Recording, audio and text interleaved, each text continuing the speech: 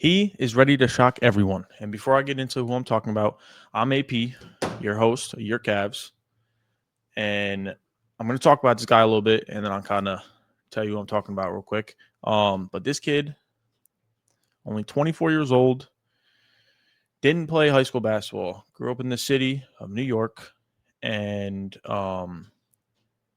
started playing basketball at a junior college level, a small junior college in New York City, and then made his way up the ranks. Finally made it to two Division Ones. Went to Kansas State Wildcats and Memphis. If you're a Cavs fan, you're watching this, you obviously know what I'm talking about now is Naquan Tomlin. I'm super excited. I plan on making a video about him on my main channel, AP Jones. Make sure you go sub to that.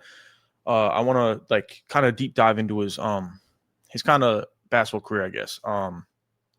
But I'll just kind of do a quick one here, and then I want to do a preview of the Cavs playing the Bucks tonight. So a little bit of stats about him before I get into stats with him, all right? Because his stats are pretty good for the little amount of time he's getting. But I do just want to mention that he is like he uses all of his fouls. If he used every single foul every single game, I'm cool with that because he makes the hustle plays and stuff like that to like get our team going. I'm not saying he's a sole cause, but like the hustle plays, the defense, and he hasn't shown. I'm not saying he's not shooting the greatest, but he has shown no like hesitation from three, and I love that. Okay, because that's how you get your confidence up. You just got to get better with it. You know what I'm saying? But he is the definition of what like dude didn't play any high school basketball. Now, obviously, he played basketball. I'm not trying to say he just picked up a basketball at the age of 22 and said, "Here, let's make this happen." But never played organized basketball in high school, and then walk on to a junior college.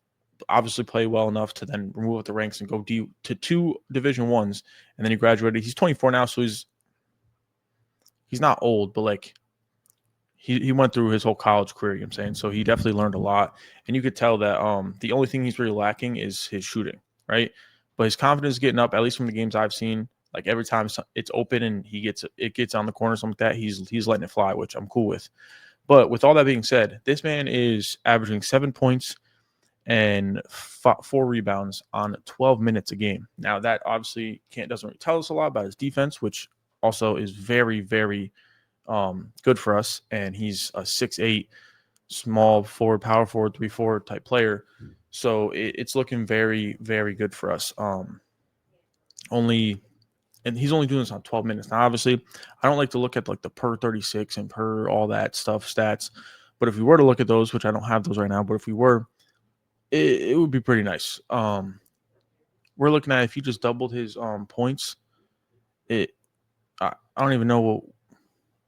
If we doubled his points, like double his minutes, I mean, he would theoretically he'd be 14-8 kind of guy, only getting 24 minutes a game.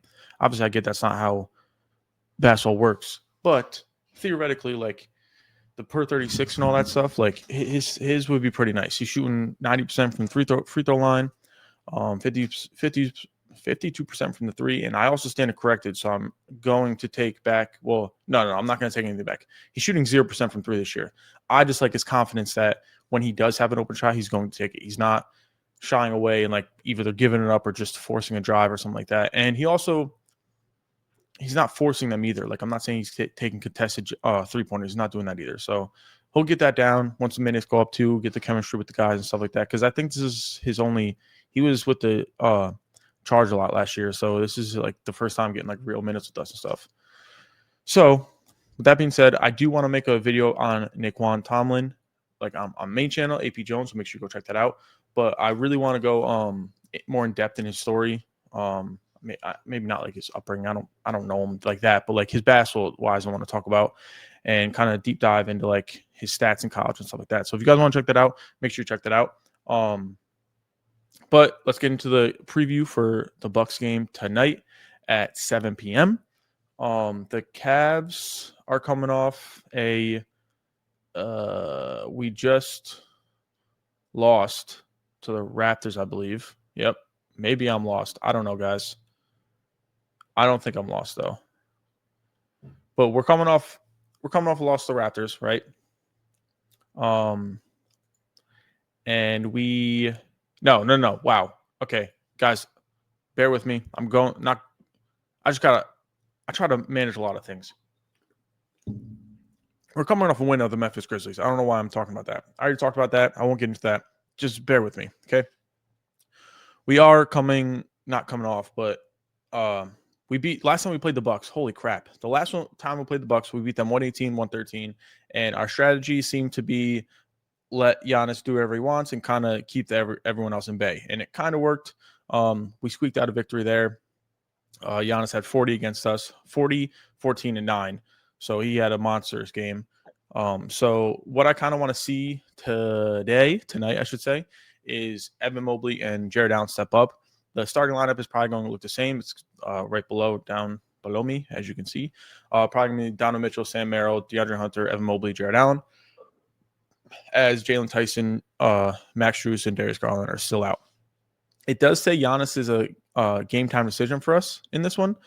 I do think he will go. I feel like he's a game time decision almost every game, unless they choose us to be the one he sits out. I don't think so. But as of right now, we're sitting second in our division.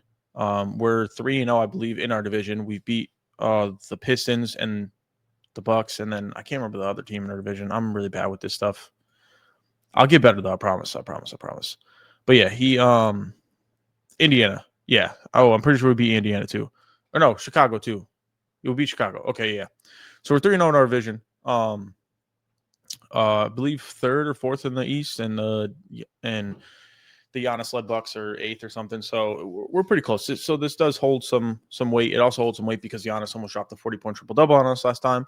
And I really want to see Giannis. I really want to see Giannis not do that, but I really want to see Evan Mobley take that challenge on. And Giannis is Giannis, right? He's really 9 times out of 10, he's gonna only thing that's stopping him is himself. But we can deter him and not necessarily let him get as easy looks and shoot 60% against us and score 40 points. You know what I'm saying?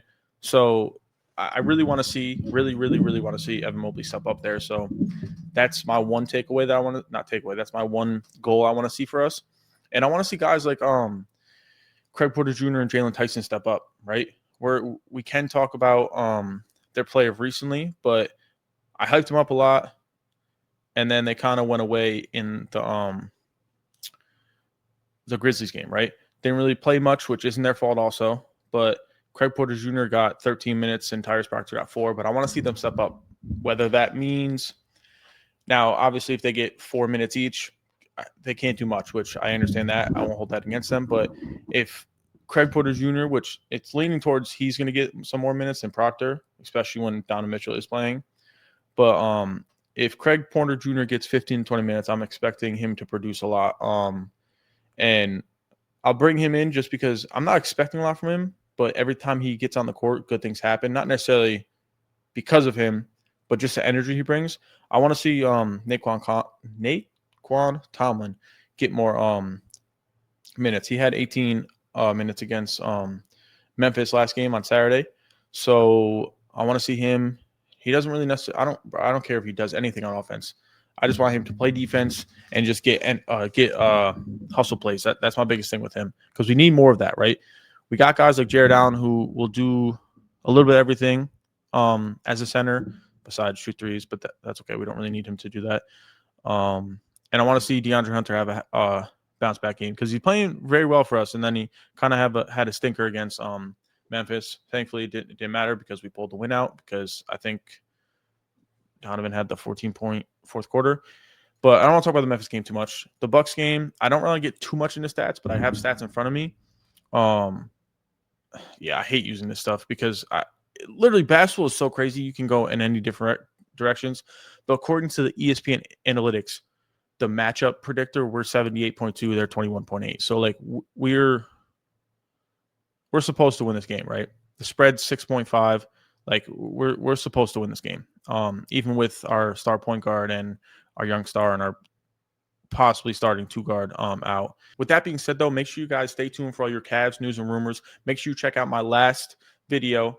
I summarized and kind of talked about the Lonzo Ball and how I think he's going to be a 6-man of the year candidate. And I talked about the last game against the Memphis Grizzlies.